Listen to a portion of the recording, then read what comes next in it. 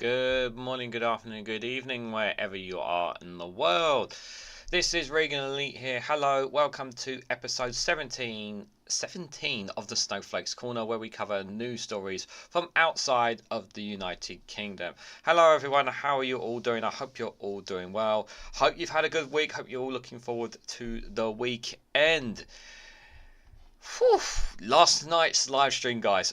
If you haven't seen last night's live stream that I did on the 1 year anniversary, I strongly encourage you guys, if you're watching, to please go check it out. We had an absolutely amazing time, and I know everyone else was enjoying it. If you haven't already seen it, please go out of your way to watch it, because you will not be disappointed. It was quite a live stream. I will say that, guys. I will say that.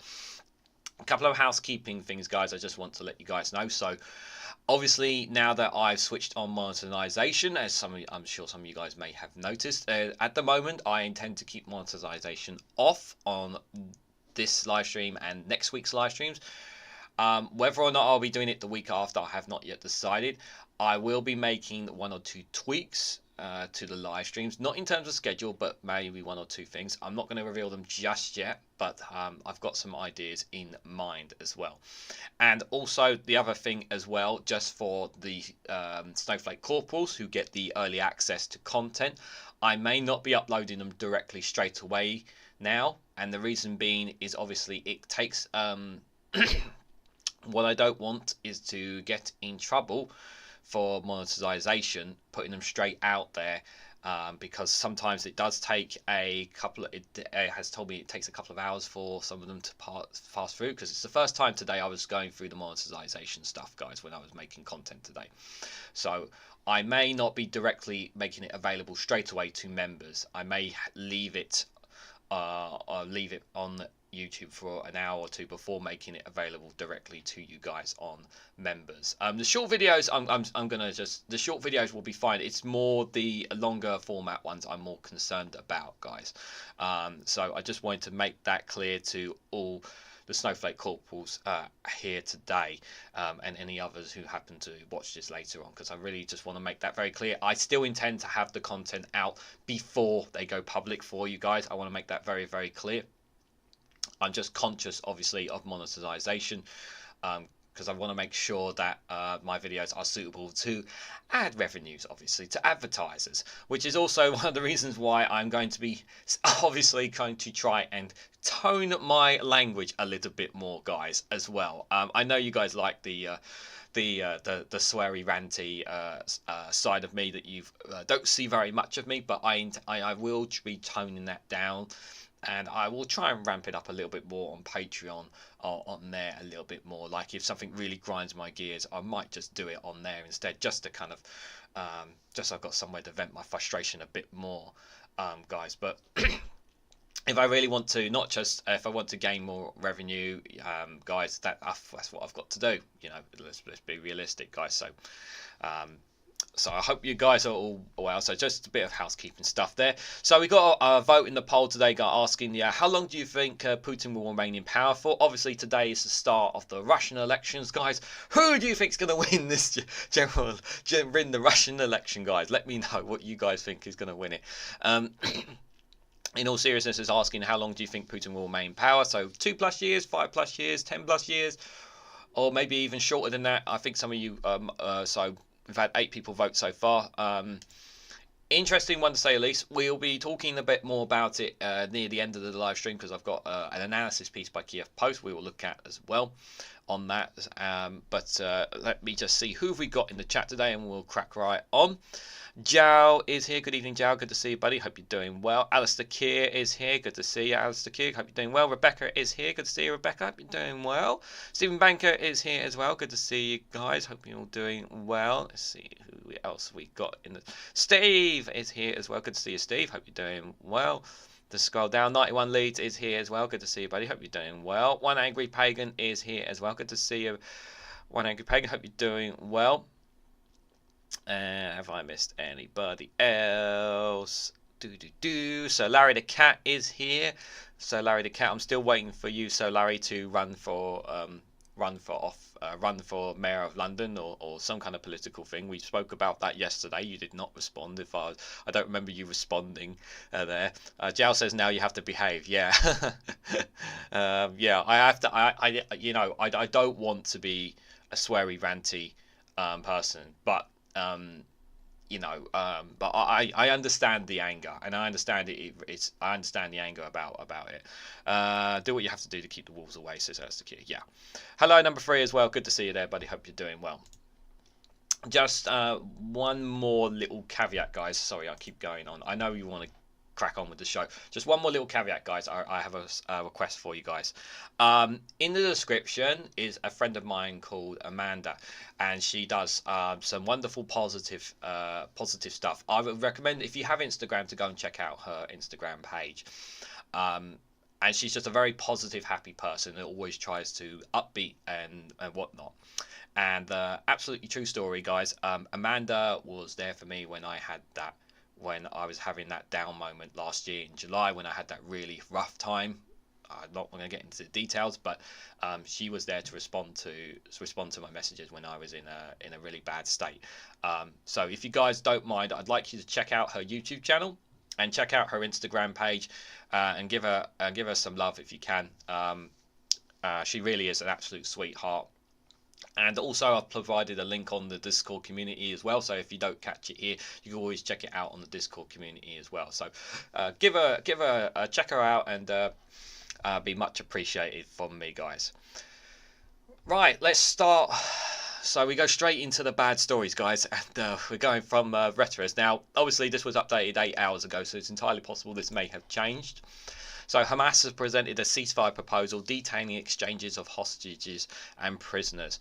Now, I'd like to think that maybe, just maybe, there might be a ceasefire, but we were hoping at the start of Ramadan or before Ramadan that there would be some kind of ceasefire, but that has not come to fruition, which I'm really, really disappointed in. Hamas have presented another ceasefire proposal, and I haven't read the article, but I'm going to go out on a limb and say Netanyahu is going to say probably no. Obviously, the amount of loss of life over there is absolutely horrific, and it's brutal. It's brutal, guys. I had somebody, like I've said before, I've had someone critical of me on TikTok, basically saying that I'm intentionally avoiding covering stories of the war, and it's not the. And the thing is, it's really hard for me to talk about. It's really, really hard, because I feel like, what do you want me to keep? Because I cover Ukraine, but I don't cover enough of Hamas. And I was just like, I can't please everyone, obviously, but it's not easy to talk about. So, but do I think there's going to be a ceasefire? No. But let's read into it and see what Hamas have presented here. One angry pagan, been a member for 1 month. Thank you so much there. Labour back assistant dying. Good dignity, not misery. Yes, I've heard about that. I think I did a video quite a while back about assistant dying. I need to find a new story on that, so I can talk more about that. Chris Fisher, good to see you there in the chat. I did see you just there. I'm sure I'm not going mad. Yes, I did. Yes, hope you're doing well, buddy. Hope you're good. So let's read into this, guys. So Hamas have presented a Gaza ceasefire proposal to mediators and the US that includes the release of Israeli hostages in exchange for freedom of Palestinian prisoners, hundreds of whom are serving life sentences according to the proposal seen by Reuters. Hamas said the initial release of Israelis would include women, children, elderly and ill hostages in return for the release of 700 to 1,000 Palestinians held in Israeli prisons, according to the proposal. The release of Israel's female recruits is also included. So that sounds good, like an exchange of prisoners there to for ceasefire. I don't think that's too much, really. Israeli Prime Minister Benjamin Netanyahu's office said on Thursday that the new Gaza truce proposal presented to Hamas to mediators was still based on unrealistic demands. His office said an update on the issue would be handed to the War Cabinet and the Extended Security Cabinet on Friday. Egypt and Qatar have now been trying to narrow differences between Israel and Hamas over what a ceasefire should look like as a deepened humanitarian crisis has 1/4 of the population in the battered Gaza Strip facing famine. Yeah. There's also a short story has come up as well that I think will be dropping as well, that there was a aid ship coming from Gaza, coming from Cyprus, that will be going in. So they're looking at a new way of trying to get aid into getting aid into Gaza is via the sea. It looks like a new option that they're trying, guys, instead of actually the obviously we know they're having problems getting it through the through Egypt, through the road blockages, because they're being absolute pains in the backside there. And obviously the parachute drops, if you've seen the video on Rumble, obviously is not ideal because it doesn't even always hit the right target. So they're looking at doing it via the sea to get aid into there. Now, how that's going to be managed, I still don't know the full details yet. But it is another way of potentially getting aid into the Gaza Strip as people continue to die, unfortunately, which is horrible to say the least. So Qatari officials did not immediately respond to a request for comment. Egypt is seeking to reach a ceasefire in Gaza, ramped up aid deliveries to the Strip to allow for displaced Palestinians in the south and centre of the enclave to move to the north. The President Abdel Fattah al-Sisi said on Friday, "We are talking about reaching a ceasefire in Gaza, meaning a truce, providing the biggest quality of aid," he told Egypt's police academy. Sisi has also warned against the dangers of an Israeli incursion into Rafah on the border with Egypt. 5 months into the war, Netanyahu's office said in February they ordered the military to develop a plan to evacuate Rafah and destroy four Hamas battalions it said it's deployed there. And the possible assault on Rafah, where most of the displaced have sought shelter, prompted international concern for its dire consequences. Hamas says ceasefire negotiations have faltered. It's not something else there. Has faltered over the past week due to Netanyahu's rejection of its demands, which include a permanent ceasefire, Israel withdrawal from the Strip, the return of the displaced in the south, and the enclave to the centre and the north, stepping up aid without restrictions. In February, Hamas received a draft proposal from Gaza's truce talks in Paris that include a 40-day pause of all military operations and the exchange of Palestinian prisoners for Israeli hostages in the ratio of 10-1, a similar ratio to the new ceasefire proposal. Israel has rejected in February a draft proposal for a truce with Hamas, citing its long-held goal of not ending the war until it's destroyed the Islamic group that has run Gaza since 2006. Hamas insists an agreement should end the war. According to the latest proposal, Hamas said the date for a permanent ceasefire would be agreed upon after the initial exchange of hostages and prisoners, as well as a deadline for an Israeli withdrawal from Gaza. The group said all detainees from both sides would be released in the second stage of the plan. I mean, like, I just get the feeling that Israel just don't want this, or in particular, I'm going to go out on a limb and say just Netanyahu just doesn't want this. If I'm absolutely honest, guys, it's. I want to, I know you guys feel the same way I do about this. We want a ceasefire. We want the bloodshed to stop. But I feel, a part of me just feels like that Benjamin Netanyahu just would rather keep going at all costs. And that's how I generally feel about this. I'm hoping that Biden and America are applying more pressure. That's what I'm kind of hoping.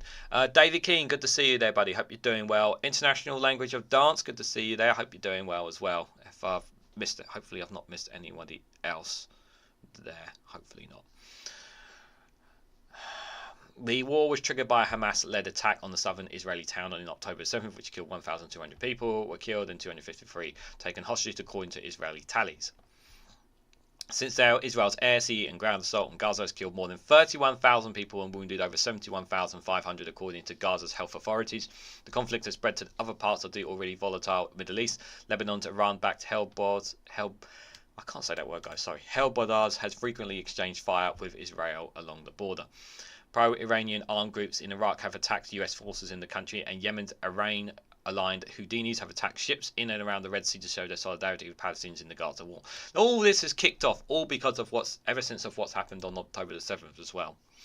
But it's very important to remember that this has been going on long before October the 7th. The only reason that the media are talking about this now is because people are making them talk about this, not just because of what happened on October the 7th. Late on Thursday, Hamas said it presented to mediators a comprehensive version of a truce based on stopping what it calls Israeli aggression against Palestinians in the Gaza Strip, providing relief and aid, the return of displaced Gazans to their homes, and the withdrawal of Israeli forces. With the war now in its 6th month, the UN has warned that at least over 500,000 people in Gaza are on the brink of famine, and global pressure has been growing on Israel to allow more access to aid.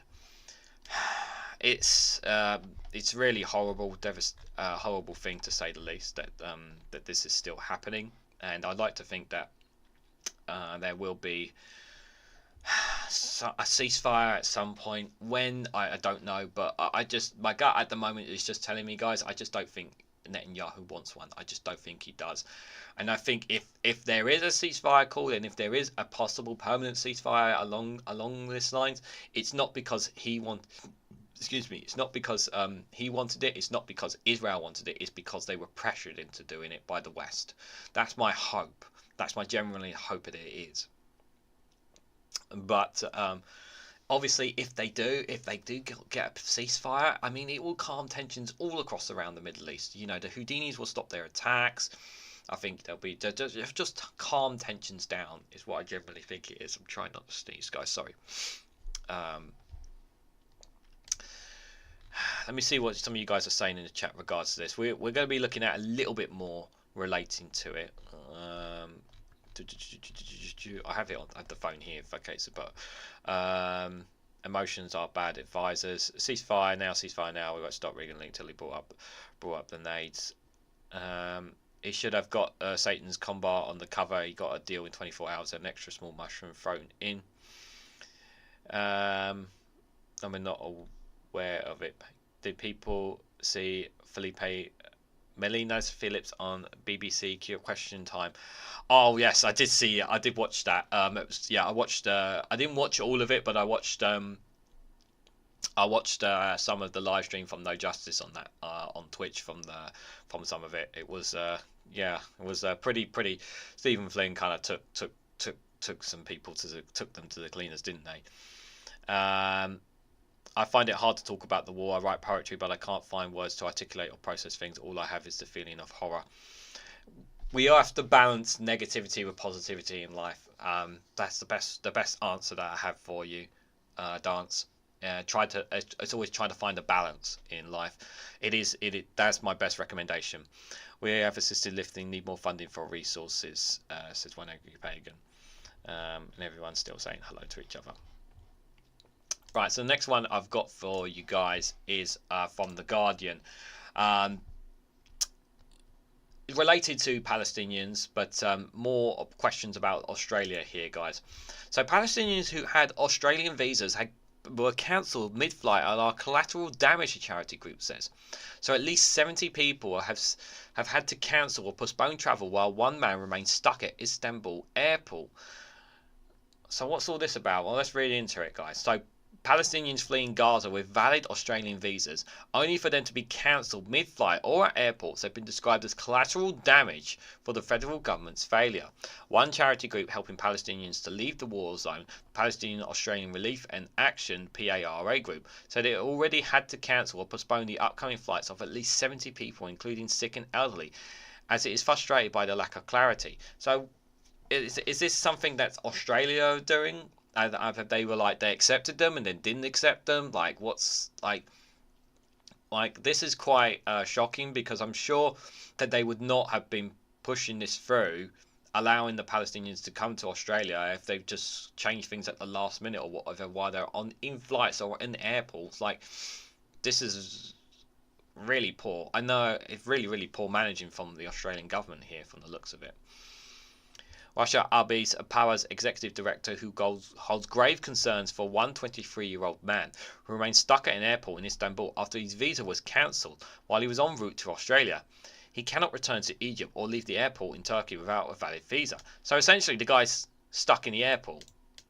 Wasn't there a film about someone being stuck at an airport for a long time as well?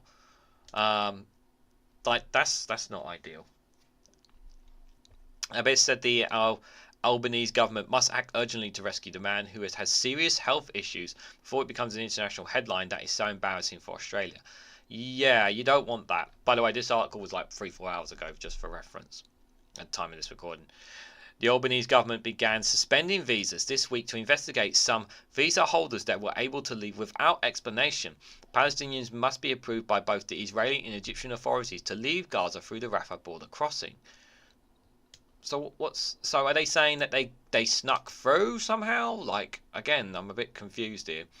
About 1.5 million people are believed to be in the southern Gaza Strip are displaced in Israeli forces. Yeah, we've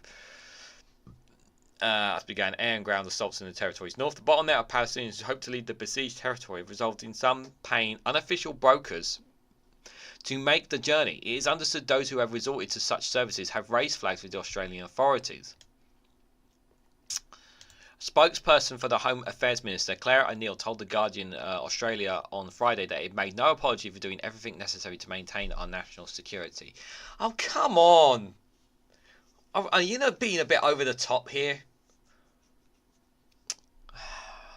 If people make it out of Gaza without explanation or their circumstances change in any meaningful way, we will take the time to understand those changes before processing, the spokesperson said.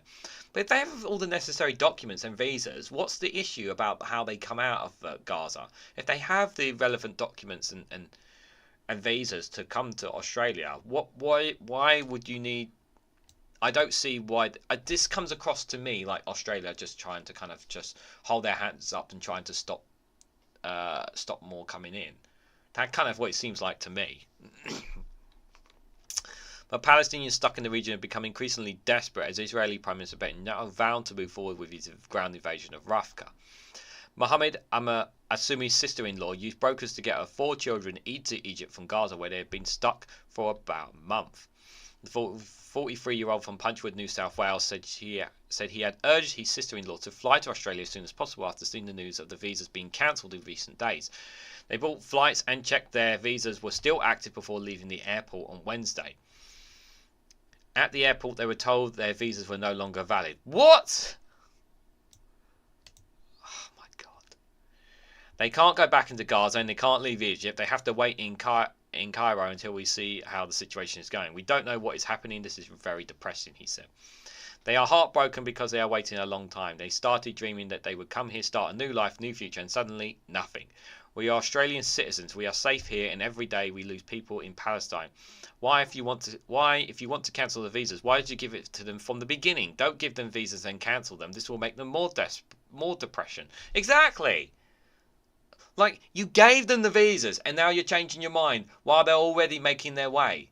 Like, make up your mind, Australia, here. Like, seriously, this is just, like, these people have gone through so much already. So much. They've gone through so much hell.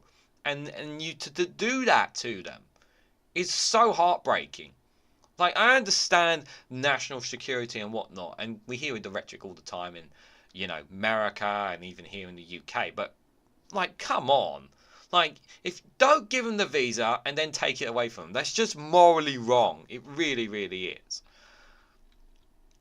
The department said its reasoning for cancelling visas on Wednesday was that they never intended a genuine stay temporary in Australia.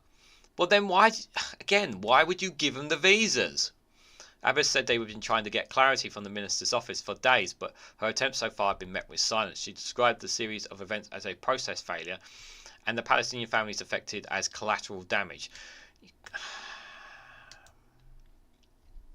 I have a mum and dad in their late 60s that had an accident once they left the Rafah border. They had to be hospitalised and the daughter was so upset, she said. I had them booked on the 21st of March and another 3 with massive health issues and trauma on the 21st as well. I had to cancel all those flights. Abbas said with no consular support on the ground in Rafah, those with valid visas trying to leave had few options available. The best thing the government can do is, if it wants to control the process, is provide consular support, it said. You have issued the visas, yet you understand that they are immediate and close relatives of Australian citizens support the exit. More than 2,000 visas have been issued to Palestinians since the conflict began in October last year, but fewer than 400 have arrived in Australia in that period.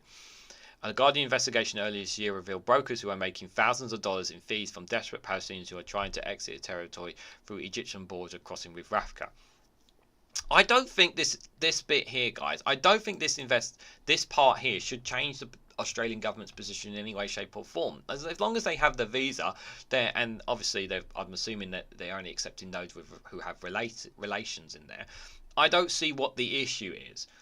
in terms of a border security. As long as they have relatives there and they've already issued the visa, I don't see what the issue is.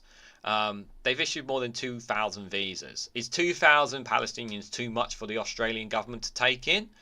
Is it really too much? I don't think it is, but maybe to them it is too much for them to handle. But I just think the handling of it just seems absolutely diabolical in my opinion. Just before I come to you guys in the chat, I'm just asking you guys for the poll. How long do you think Putin will remain in power for? 2+ years, 5+ years, 10+ years, or other comment below. That is basically if he's going to be there till the day he dies, or potentially he may get assassinated, potentially, which I don't wish upon him or anyone else. Sorry, no matter how much I despise Putin, I will never say something like that on somebody, because I don't think it's right. Let's just see what you guys are saying in the chat. Let me just scroll up a little bit. Westminster must stop supplying arms. Absolutely. That is good advice. What the F? So Australia are doing at Westminster. Yeah, it looks like it. The Australians are as bad as the Tories on immigration, says Steve. Yeah, definitely looks like it. Benjamin Netanyahu has already said that he wants to send the Palestinians to Scotland since us Scots love them so much. Did he actually say that, Davey? Did he actually say that? Let them come, David King, with open arms, says Stephen Banker. Netanyahu speaks a lot of, well, useless words. The answer of my country was to provide 1 million extra to UNRWA, says Jow. Well, I'm sure you guys will be happy to have them, but the Tories are limiting your immigration, says Celerity Cat. Yeah. We did it in the Balkans. Hot take, but should Israel temporarily lose its autonomy, i.e. the UN sending peacekeepers till serious talks actually happen? Yeah. It needs to be, yeah. Unless there's like an actual reason, there's no point in them keep trying. Nothing like pulling the rug out from under you, says Stephen Banker. Yeah, it definitely feels like that, yeah, doesn't it, for these people? I'm sure that Sunak has his words in his ear ever since about it's up to them who gets into the UK. Yeah. Yeah, they may play the allegations, but not good enough to send any proof of these claims, says David Keane as well. Yeah. Right, this is one, obviously, that I've been keeping an eye on, guys. Obviously, we've been keeping an eye on what's been happening in Haiti. So if you didn't see the short video, guys, the short video I had earlier this week, the PM has... Haiti has kind of gone even into more chaos, guys. So only Henry can sign off the Haiti's Transitional Council in the embattled Prime Minister office, tells CNN. So what's happening in Haiti, guys? So basically, the Prime Minister, or is it the President? It's Haiti's leader basically is resigning. But the problem is they kind of need him as well, which is like, huh? Like, this is just how crazy things are. And the Transitional Council basically need him in, while he's basically fluffed off, basically, because basically one of the gang leaders in Haiti have basically said they threatened to kill him if he set foot back in the country again. As you guys know, that the country has about 70-80% controlled by gangs. I had someone in the comments saying basically that this is the US's fault, which is I call this absolutely nonsense. I strongly recommend anyone who thinks that it's America's fault that Haiti are in the situation they are in. I strongly suggest you go check out the YouTuber Real Life Law, who breaks down the history of Haiti and how it is becoming the state that it is in now. I would strongly recommend that and do some history, because this is in no way America's fault. America have actually gone out of their way to try and bail out this country, sending their own forces in on multiple occasions, only for Haiti to end up shooting themselves in the foot and not looking after themselves. And America is sick and tired of sending their forces to die for this country that keeps failing to come together. And this Henry here obviously resigning is just, for me, I thought this was a terrible decision by him when he made the call to do this, because while I understand that citizens and both gang leaders and many citizens are unhappy with him because he was not elected in any way, shape or form to be their leader, because their last leader was assassinated, sadly. they need someone. They need someone right now, and I think the only reason why he's doing this is simply because of fear of his life. And my thought process is that you knew what you were stepping into the moment you took this role. Like anyone who's going to be taking the role of a leadership role of a country so chaotic knew that their life was going to would be under threat consistently, and no matter what decisions he was going to make, he was going to upset somebody somewhere. And I just think this was not a good. The timing could not have been more worse, because, as you know, the country is getting even worse a state. And still, at the time of this recording, as far as I'm aware, Kenya has still not been signed off to send off their 1,000 expedition soldiers to help clear out the gangs in the country as well, which is going to be funded by the US as well, approved by the UN, as far as I'm aware as well. So all these things on top as well. Just really, really bad timing. So as Haiti's embattled Prime Minister Ariel Henry said his country's constitution states that only he and his cabinet can appoint a council for the transition of power, Henry's office told CNN exclusively on Wednesday. Then why are you as... After a meeting of regional Caribbean leaders on Monday, Henry agreed to leave power once transitional councils has been set up to lay the foundations for future elections, following weeks of violence in Haiti where social order has all but collapsed. But Henry's office told CNN that only he and his cabinet can appoint the transitional council and will not simply deliver the country to new leaders without following constitutional processes. Guys, I'm going to have to actually, when I get to the funny video, I'm just going to have to run away from the stream. Believe it or not. Yeah, it's not like me to do that, but I'm just warning you now. So if there's if the video ends and nothing's happening, that'll be my fault. Just warning you now. According to Haitian's constitution, the only prime minister with the cabinet can appoint the presenting council. Yes, the PM expresses his patriotic intention to resign with his cabinet, but we have to do so. We have to do this in orders. A special advisor to the Prime Minister Ariel Henry, Jean Sutter Joseph, told CNN. We will not deliver the country just to a group of people without following the procedure. We are in crisis as a country, but we must stay inside the law and set a good example, he said.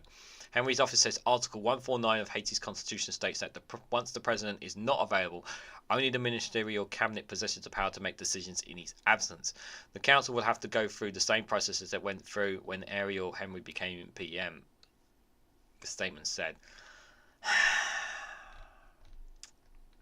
The United Nations Secretary General spokesperson Stephanie had said that Wednesday that the Transitional Council under the CAR-ICOM agreement for Haiti is the path forward.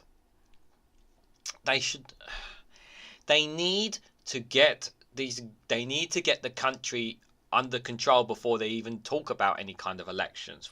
I've said this before. Until they get a grip on the nation, there's no point having any kind of elections when we know they're not going to be fair in any way, shape, or form. It's just not going to work. When asked if the announcement weakens Haiti's political transition towards elections, Jurek said, "It's not for the Secretary General or for the UN to impose a solution on the people of Haiti. As we've seen, we've been tried many times without great success." That's because you ain't got a grip on the country first. You need to deal with the gangs in the country. They need to sort out this agreement with Kenya and get these forces in now and sort out and get some stability in the country before they talk about any kind of elections. Then and only then can there be elections where somebody can be elected in by the people of Haiti. That's when it can be done. But they cannot keep. But I just don't see all this right now helping. It's not helping right now. Henry came to power unelected in 2021 following the assassination of Haiti's then President Jovenel Moïse. His premiership has been marred in months of spiraling gang violence, which grew more intense after he failed to hold elections last month, saying the country's insecurity will compromise the vote. And I understand this. I understand this point. I understand this point here from him. that would compromise the vote because of how chaotic things are. I actually agree with him on this. But clearly, when he came to power, he has not got a grip on the country at all, and in fact, it got worse. Chris Fisher asks, when can we install a US stooge? When can we accept it? I don't know if there's a US. I don't know if I don't think do America really want anything to do with Haiti at this point? I don't think a stooge is gonna. I don't see the benefits of a stooge here. I honestly don't know. Honestly, don't have an answer to that, if I'm honest, Chris. His decision only further enraged protesters who have for months demanded he stand down as Haiti slid further into poverty and unchecked chaos. When the worst of the violence erupted at the start of the month, Henry was in Kenya to sign an agreement to send 1,000 Kenyan police officers to Haiti to restore the security situation. The deployment was postponed Tuesday following Henry's announcement of his resignation. See, this is why I'm furious. So they looked like they were set to do it, and then his resignation kind of just threw everything up in the air. After Monday's meeting of the Caribbean Community and Commons Market, Henry agreed that a transitional council would be established and endowed with some powers of the presidency, including the ability to name a new interim prime minister.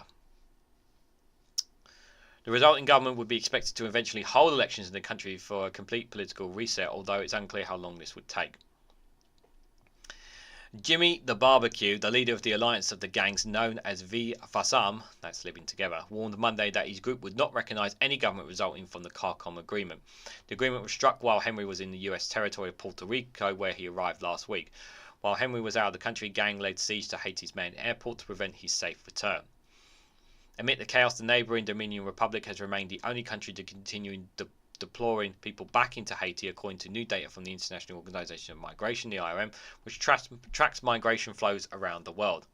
In the month of March, the Dominican Republic, which shares the island of Hispania with Haiti, deployed 4,151 to its neighbour, per IOM figures. The majority of the people deported into Haiti were men, along with 716 women, 45 boys and 55 girls. The IOM data shows no apparent reaction from the Dominion authorities to worsen conditions on the ground, with 640 Haitians deported on March the 4th, the day after Haiti declared a state of emergency. Asked to comment on the Dominion Republic recent deportations, Direct said the UN was against using forced mass displacement of people back into a country that is clearly not safe. No, it's not safe yet. There's still there's violence down there. People are not safe in the country right now. The UN's office in Haiti said it's establishing an air bridge between Haiti and the Dominican Republic to facilitate the movement of UN staff and humanitarian assistance. The air bridge will facilitate the temporary relocation of some UN staff outside Haiti, with the facilitate arrival of crisis management personnel into the country, BINUH has said. Meanwhile, aid is trickling into the country. A major Haitian port terminal, which was breached by looters and protesters last week, came back under government control on Monday. Okay, so they recaptured it. The World Food Programme, the WFP, said it carried out its first maritime aid operation since late February out of the Port of the Prince to the south of Haiti on Monday, according to a post on X on Tuesday by its Haiti director, Jean-Martin Briard. The WFP transferred 8 trucks carrying medical items by ferry, which can be distributed to 80 health facilities, according to Bureau. Food and other aid agencies couldn't enter Haitian capital by sea due to the interruption of maritime ports, but are explained. I just feel, yeah, I'm furious with Henry. I'm absolutely furious with him in his decision to resign in one of the worst possible times. It's infuriating, guys. It really is, because the people want a free and fair elections. They just want a free and fair elections, and while I know the country is just in absolute chaos, and I do generally believe that the Kenyan police forces, while I don't know if they would actually, I don't know how long it would take for them to get control, but I generally think that needs to be a priority before they have serious talks about holding any kind of elections, so they can finally have a government and a president and a PM that they actually elect. Because until then, I just don't think I'm in agreement with him originally about him holding back on it because of it, but at the same time, he's also been in charge and allowed things to get worse as well. I wouldn't be like he's probably corrupt. Let's not kid ourselves. The guy is probably corrupt, which is why he's probably bottling it as well. When it comes to one of the most important situations that's taking place out there as well, guys. Which is also the case. So far, thank you everyone who's cast their vote so far on the poll, asking how long do you think Putin will remain in power for. 23% say 2+ years, 5%. 5+ years for 31%, 10+ years 31%, other 15%. So some of you guys think maybe even less than that, or maybe even more than that. Maybe it'll be when he passes away. Maybe he might be allegedly assassinated, or any of these things could potentially be. Just going to have a quick look in the chat. Haiti's effectively Cuba. Looking at it from the same, I think the Yanks wrong. Yanker hangs wrong as usual, says Chris Fisher. It would not surprise me at all if America has a play in this at all. I'm not seeing anything saying Haiti is a socialist, says one angry pagan. Corrupt seems to come hand in hand in politics. It does. Not all countries are having. It depends on the level of corruption. Like some of it can be really high, some of it can be really, really low. But if you haven't seen the YouTube video by one real life law, guys, I really recommend checking it out about the history of Haiti, because it really breaks down how Haiti have become the country that they have been today. It really does explain a lot about its history. I wish I had a link for it for you guys. I would have shown you. The Americans see it as anti-democratic, but it's anti-capitalistic. It's socialist, says Chris Fisher. Why does the Dominion public not help at all? It's on the same freaking island. That is a good question. It seems to me more like that they more kind of want to just not get involved and stay out of it more than anything. This all goes back to the earthquake which killed hundreds of thousands and destroyed most major infrastructure. Haiti needed aid, the world looked the other way. Yeah, they never recovered from that. I will absolutely 100% agree that they were already in a bad. They were already in a bad state before that earthquake, Steve, and that just added on top of it. It was the country was not in a great position at that time, and that just kind of added to it, which they really didn't need. I'm not sure what is happening in Haiti, but I can really say much about it, guys. But I'm open to hear what you guys have to say about it.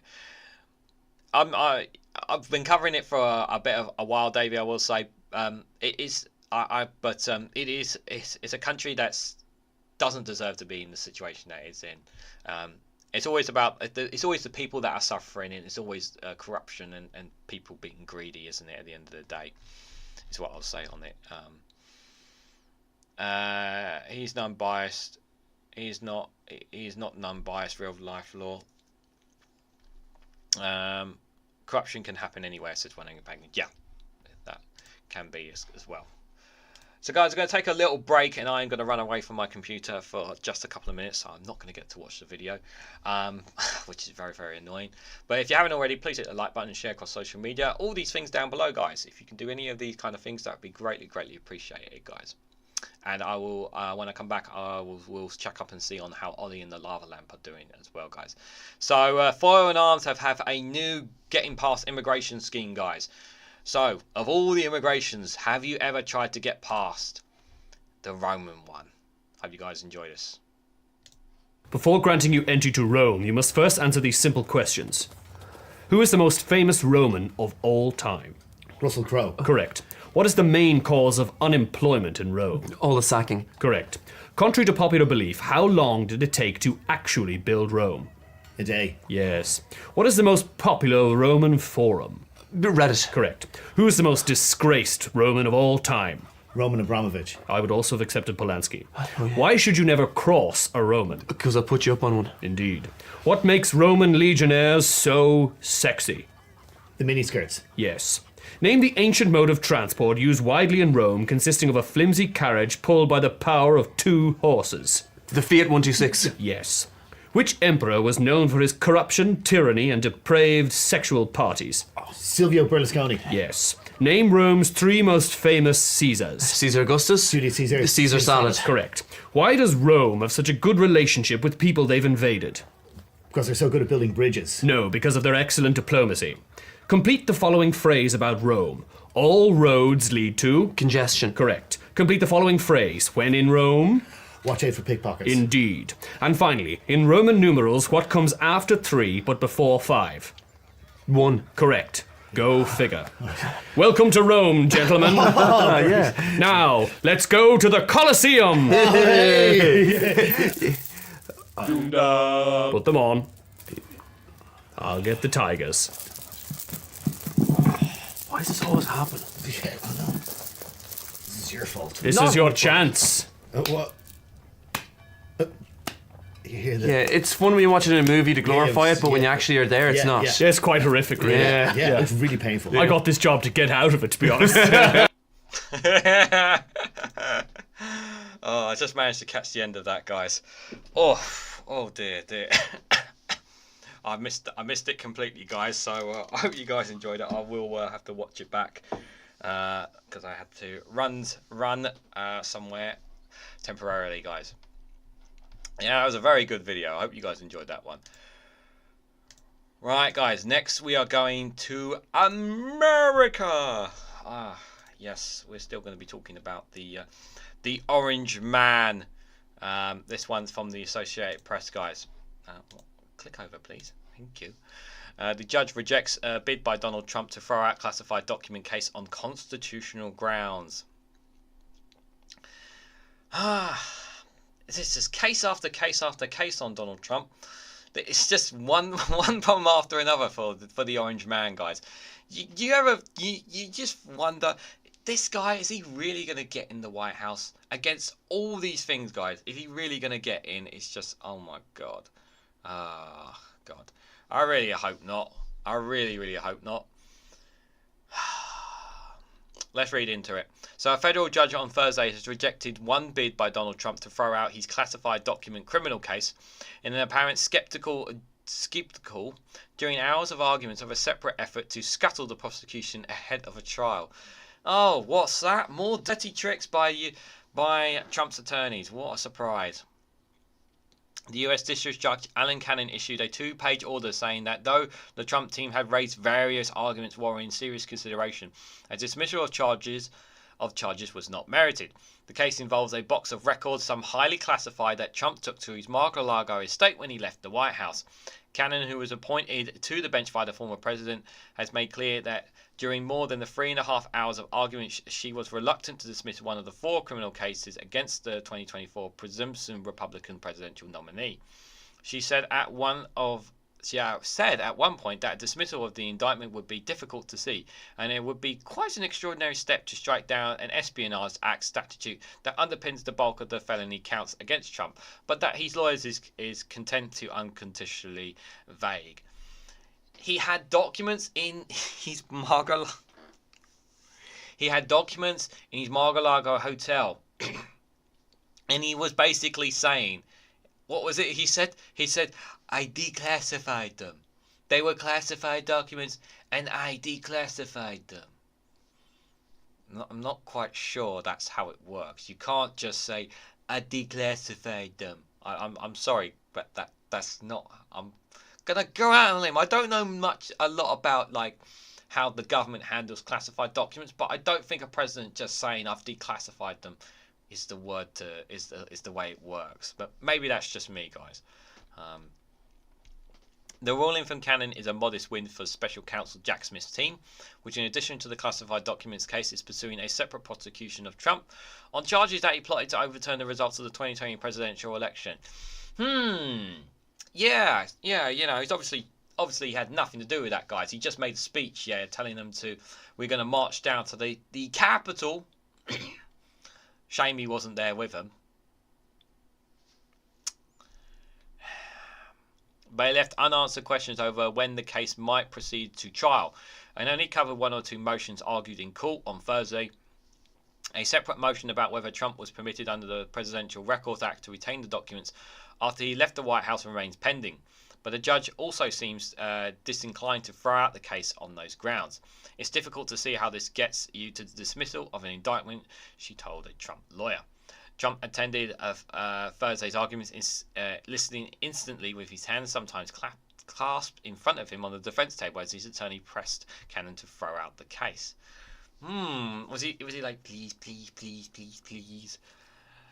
And then he said, nah, we're not going to throw out this case. That's his Mar-a-Lago estate. Talk about... Yeah, they should take that away from him. Hasn't he got a bill to pay after losing to Ian Jean Carroll? Maybe they should sell that to her. That might help that might help that money, that, what is it, $87 million or something that he owns to her. Maybe selling that might help towards it. The hearing was the second this month in the case in Florida, which has unfolded slowly in the courts since prosecutors first brought the charges last June. Cannon heard arguments on March the 1st on when to schedule a new trial date. It was initially set for May the 20th, but has yet to announce one and gave no indication on Thursday on whether she might do so. Prosecutors have pressed the judge to set a date for the summer. Trump's lawyers are hoping to put it off after the election. Yeah, because then once he's president, he's saying, I dismiss this case because I'm the president. After the hearing, Trump took to his Truth Social platform, took the notes of the big crowds outside the White House, which includes supporters with flags and signs who honked their car horns in solidarity with the ex-president. He again said the prosecution is a witch hunt inspired by President Joe Biden.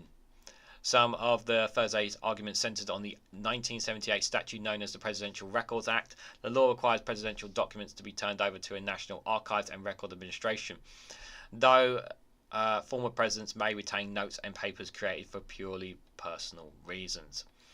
His lawyers said the act entitled him to designate as personal property the records he took with him to Mar-a-Lago in Florida, that he was free to do so with the documents as he pleased. He had originally classified authority. He said his defense lawyers, Todd Blanchard, had argued he had the authority to do whatever he thought was appropriate with the records. But he didn't declassify them. He just said they're declassified. So I don't think that's. I'm sure this is not how you do it, guys. I know you guys are enjoying the Trump voice. I know you are. Prosecutors countered with those records were clearly presidential, not personal, and included top secret information and documents related to nuclear programs and the military capabilities of the US and foreign countries. By the way, how do we know that this information wasn't sent to put in the hands of Russia? Do we even know that? Like, are we sure that they're not in the hands of Russia? That's the thing as well. That concerns me. They said that the presidential records statute was never meant to permit presidential to retain classified and top secret documents like those kept at the Mar-a-Lago. The documents charged in the indictment are not personal records, period. They are not, Hardbridge said, they are nowhere near close to it under the definition of the Presidential Records Act. Trump's lawyers have separately challenged this as overly vague statutes that make it a crime to have unauthorized retention on the national defense information, a charge that forms the basis of 32 of the 40 felony counts against Trump in this case. I'm pretty sure I saw somebody just pop in the chat. Hello, Casper Norver. Good to see you. I hope you're doing well. The defense lawyer Emery Bove said ambiguously that the statute permits in what he calls selective enforcement by the Justice Department, leading to Trump being charged but enabling others to avoid prosecution. Bove suggested that a recent report by the special counsel Robert Hugh that criticised President Joe Biden's handling of classified information did not recommend charges, proving his point about the lack of clarity. When a law is unclear, Bove told Cannon the court's obligation is to strike the statute and say, Congress, I get it right. Congress, get it right. Okay. I think I missed a point there.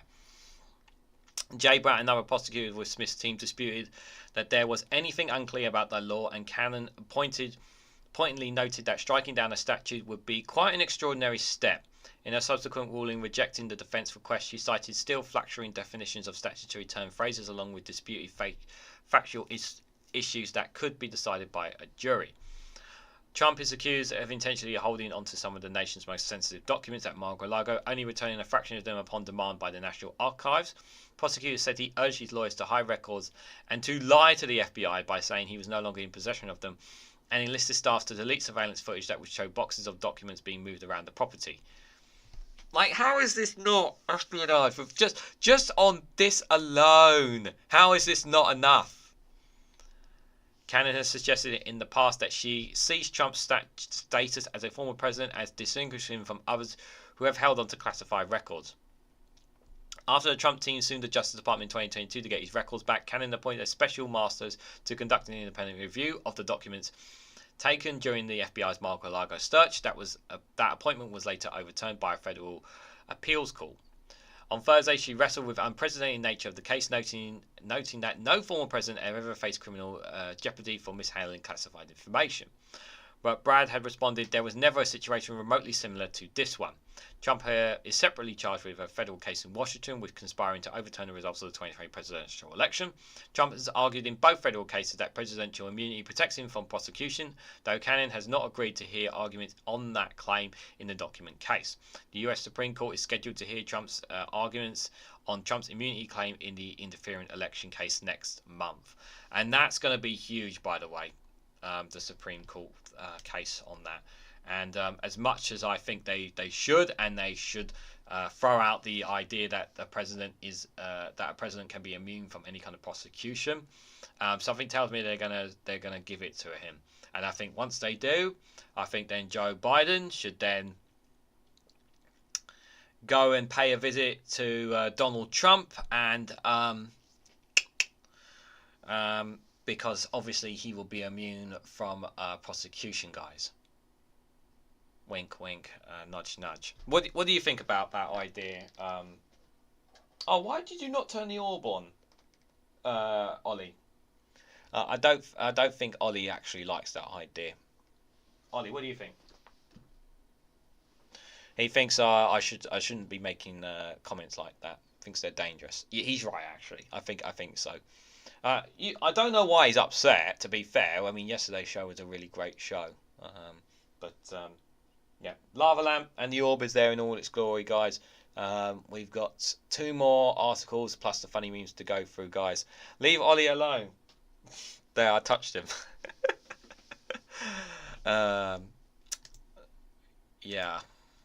Trump is going to be trumping on for plenty more of that to be coming along, guys, without a shadow of a doubt. Why is this not in? Oh no, what's going on here? Right, so this next one, guys, we're going to Africa next. But before I do, I'm just going to come and quickly check you guys in the chat. Thank you everyone who's voted in the poll so far. 16 votes so far. I'm sure we've had more viewers than that.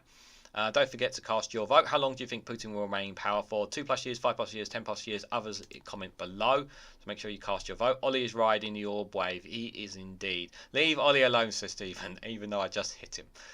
China, says Alistair Keir. I thought the world was egg-shaped, says Stephen Banker. It can be in your mind. It can be egg-shaped in your mind. Or for the lack of well-rounded education, says Jow. I think he's talking about Trump. I wonder why most flat earthers also support Trump. Coincidence?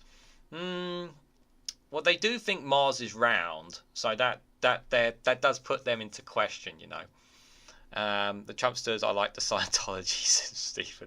Trump's orange baby in an orange jumpsuit sooner than him in a White House. Yeah, let's hope so. Spam is not bad in the plate.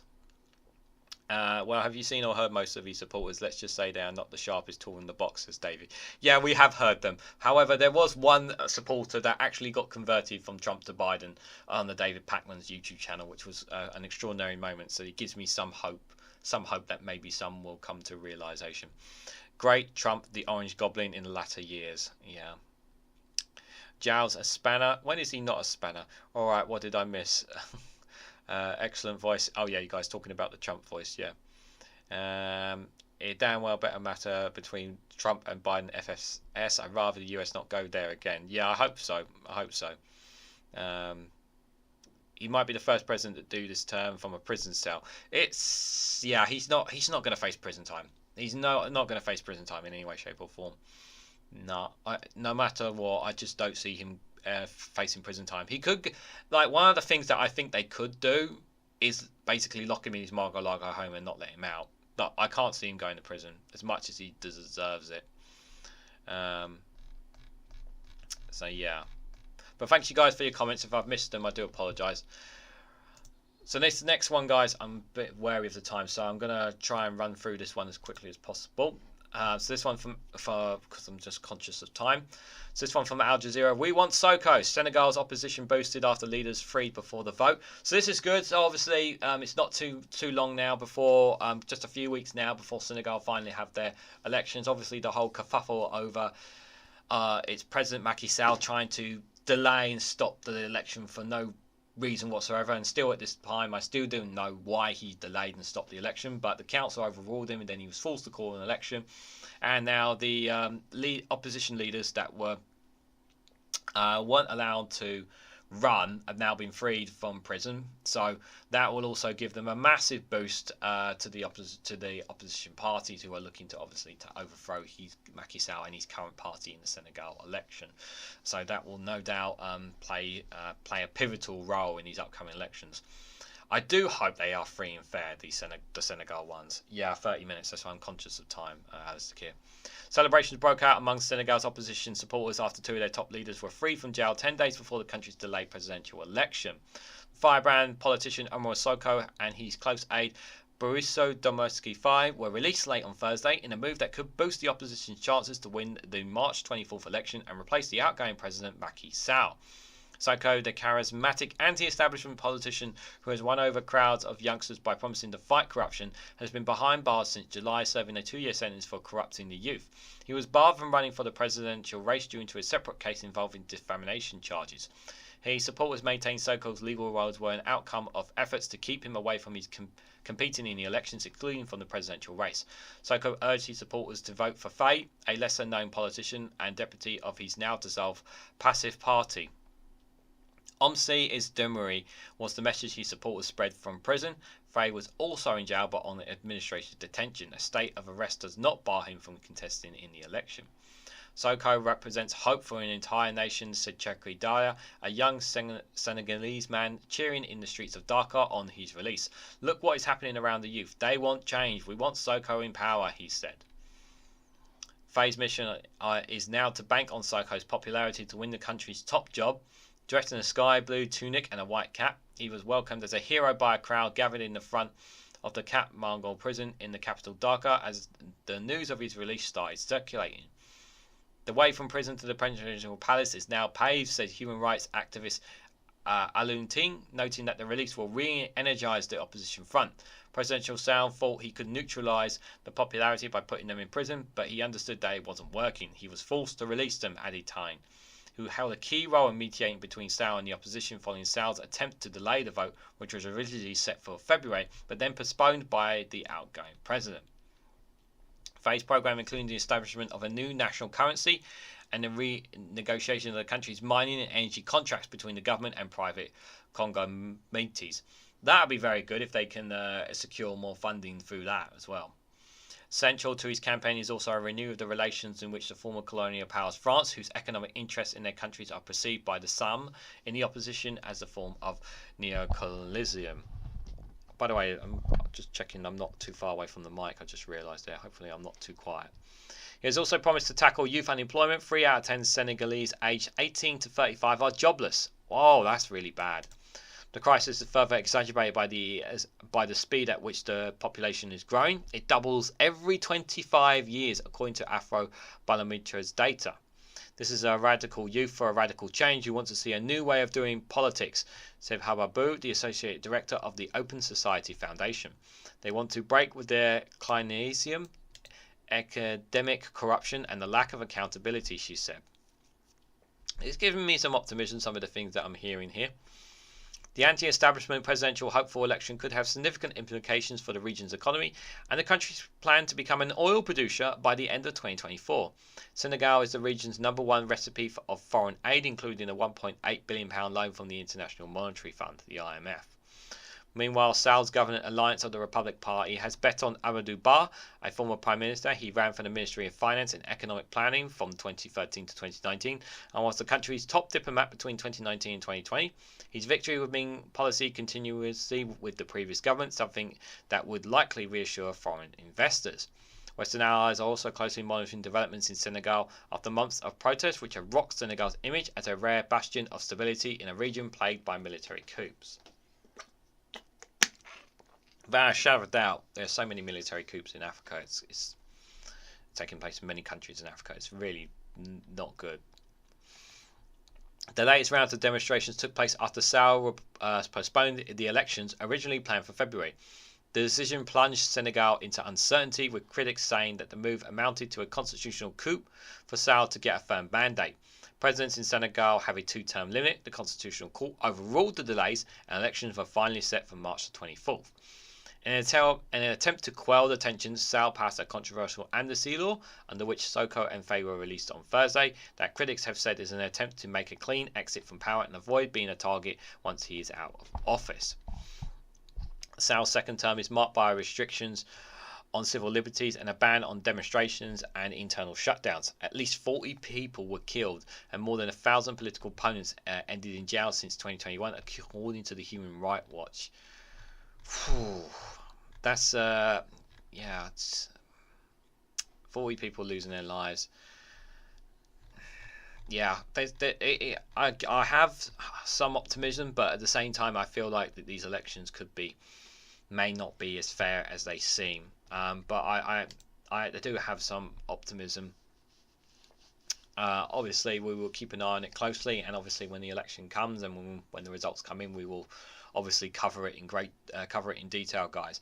But Senegal has been one of the countries that, a lot of I would say that that's had its issues, like many others in Africa, and we're covering quite a bit of it for a while. So let's just cross fingers. In all seriousness, they have a free and fair election, and the people get to vote for who they want at the end of the day, guys, because I think that's the most important thing. Let me make sure this is on point. Okay, guys, so we've got one more article for you guys, and that is on Putin. So this is from the Kiev Post. So just before I actually dive into the actual way, it's more of an analysis piece about Putin, which I've read some of it already, and I found it quite fascinating. So Putin's iron rule may be weaker than it appears. Although Putin can be certain he'll win the re-election, some experts say the Russian leader should be concerned that the house of cards in which the Kremlin is built may come crashing down. So I listened about half an hour before we went live. I was listening to Phil from a Different Biases video on the current on Macron's talk about obviously doing more for boost Ukraine support, and I was also listening to an LBC caller on Sheila Fogarty that I saw as well a bit earlier, where the caller basically said that Russia have already won this war and it's all over, and that he thinks, this is what the caller stated. He thinks that the West and America, including what Ukraine has, would not be able, if they all combined together, would not be able to stop Russian army. Which prompted me to laugh, because that's just because if that was true in any way, shape, or form, they wouldn't be getting supplies and weapons from North Korea, would they? I know some people have alleged that they may have been getting weapons from China, but I have not seen that. But it's entirely possible. So I've not seen any evidence that says that China are supplying Russia with weapons for their war in Ukraine. So I've not seen any evidence of that. But if you guys do see any of that, please let me know. Please give me some sources on Discord community so I can have a look, because I'm curious on that. So obviously on Putin and I don't think I'll have time to cover the deep state map, but before we read into this, so I do have a shorts video on Macron coming up as well. So what do you guys honestly think about Macron and his talk about sending French forces into Ukraine? I'd like to know your thoughts about this as we read into this as well, because there was a very valid point that Phil made in his video with regards to this, and I generally do agree with this. Is that we cannot wait for America to decide its outcome in its election. Now, at the moment, from what we've been seeing on the deep state map, there hasn't been too much movement from Russia, and it seems that Ukraine are able to hold their positions currently. Despite the fact that they are low on ammunition, low on troops, they are low on a lot of things, but at the moment they seem to be okay. they're not, in my opinion, in a position where they've lost this war. At the moment they seem to be just holding what they have. Obviously, the fall of Avika was really, really bad, but I thought it was a great decision by Zelensky and the commander to make that decision to pull out of that city, even though they wanted to hold it. What the caller didn't understand is that the reason they gave up the city was because it wasn't worth holding on to, losing the lives of those Ukrainian soldiers, because every single soldier matters to Ukraine. And while we don't have actual numbers of how many lives have been lost from Ukraine's side in terms of soldiers and citizens, we do know that more than 250,000, more than 250,000 Russian soldiers have lost their lives since this war has begun. And also, one of the recent events that's been happening as well, there have been drone strikes taking place that Ukraine has hit into Russian territory, into Russia itself, and they are getting through. And also, the United Kingdom is going to be sending more drones shipments to Ukraine to help aid them as well. So to say that things are completely perfect in Russia is not. I don't buy that, because these, if they are as secure and things are as perfect as people's perception as people have, these drones would not be getting in and actually hitting targets in Russia. So I think that's a really important point to add as well. Now, obviously, things can change as well. Now, do I think that... Now, I guess a question I suppose we're going to be asking ourselves do we want to send our own troops into Ukraine?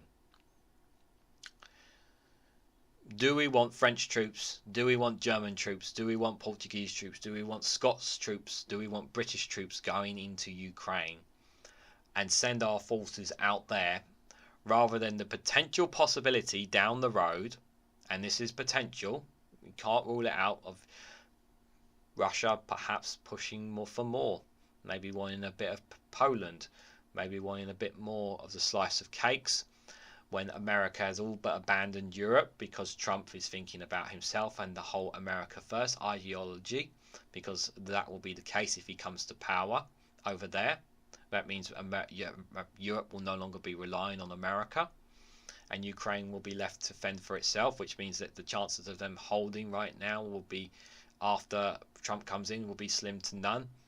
These are very serious questions that need to ask, and it's worth remembering as well that Macron was quite a staunch defender of Putin at one point as well, and his tone has completely changed.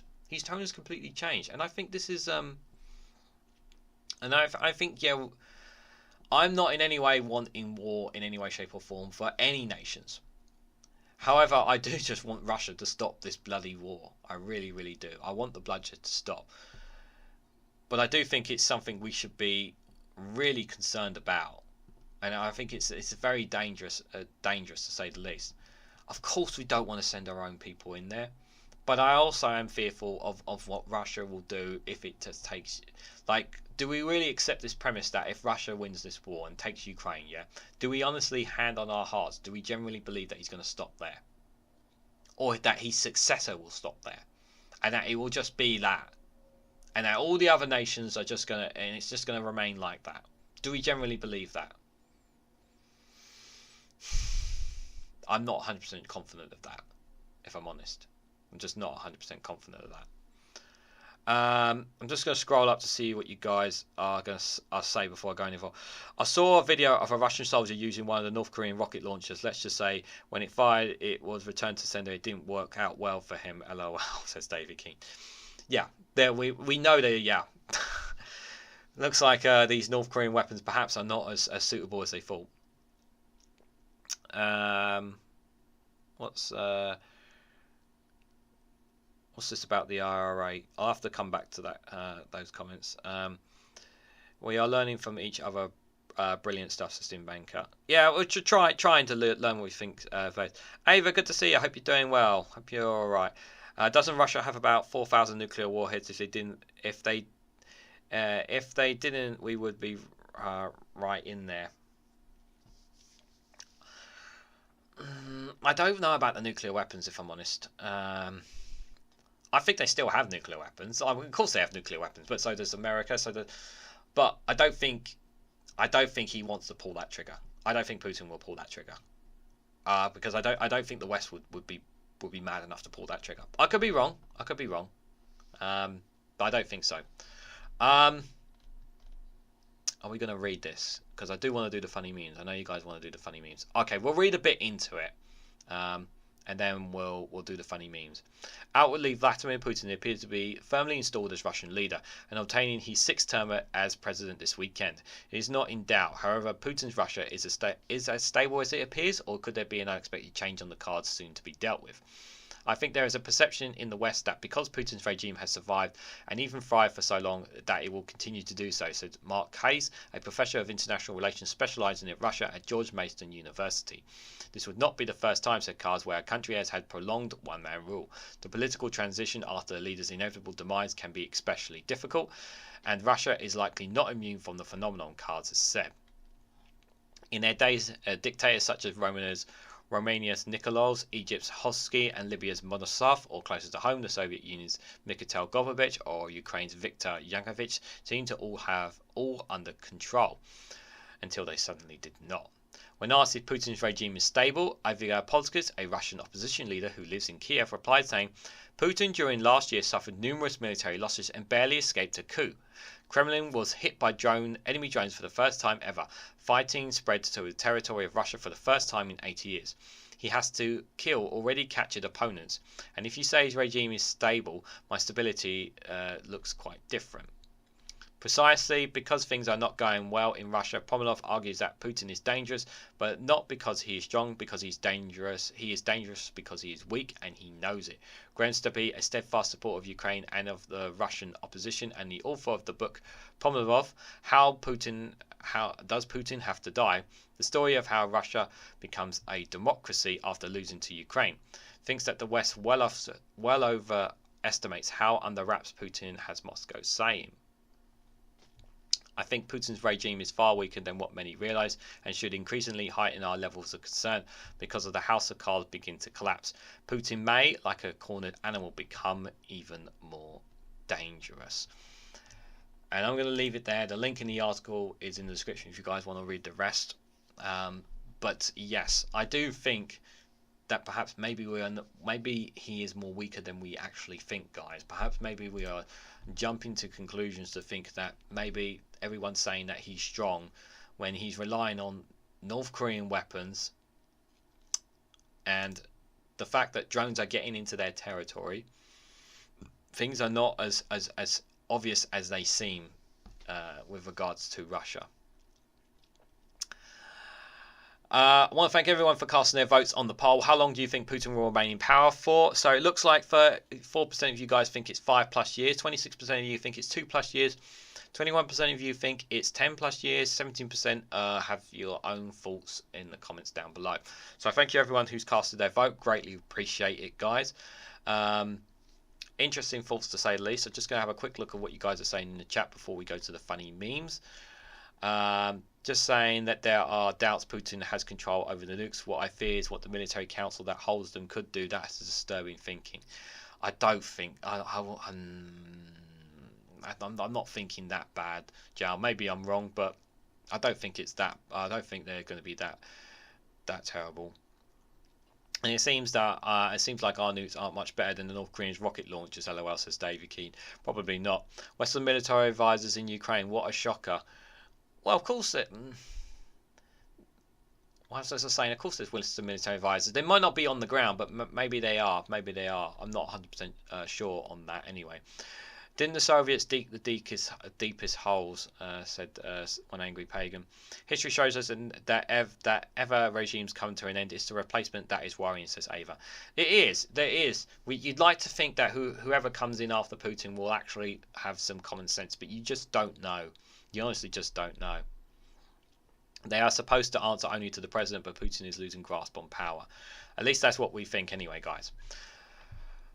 So, guys, we are just 10 minutes away from Max going live on his live stream. But before we wrap things up, guys, we've got the funny memes to come in. I hope you guys are ready for these. Just let me drink some water. Ollie, are you ready for the funny memes? Why are you upset? Look, Ollie, I've told Ollie about this, that you can't get gifted memberships and super chats from people all the time. You know, everybody has to look after their pennies, obviously.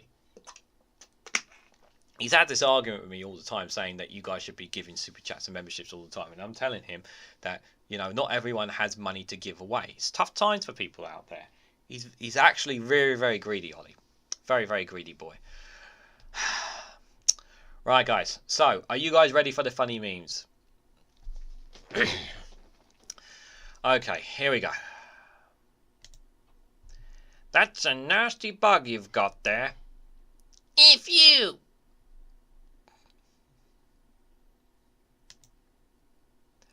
Right, grab the camera. I'll just wait.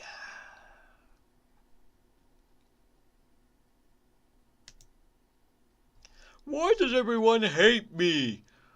Huh? Why are you crying? I mind my own business in this cave, on top of a freaking mountain in the middle of nowhere, but you people keep coming to my house and trying to kill me. And then you call me a monster. For what? Defending myself? Oh, wow.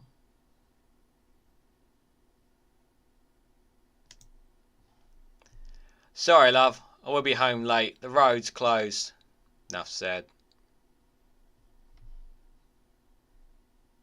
Diversion for the bear.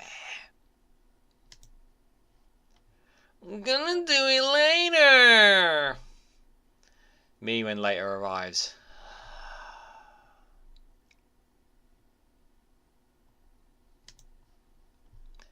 I told her to fight her demons. For some reason, this is the last thing I remember seeing before waking up.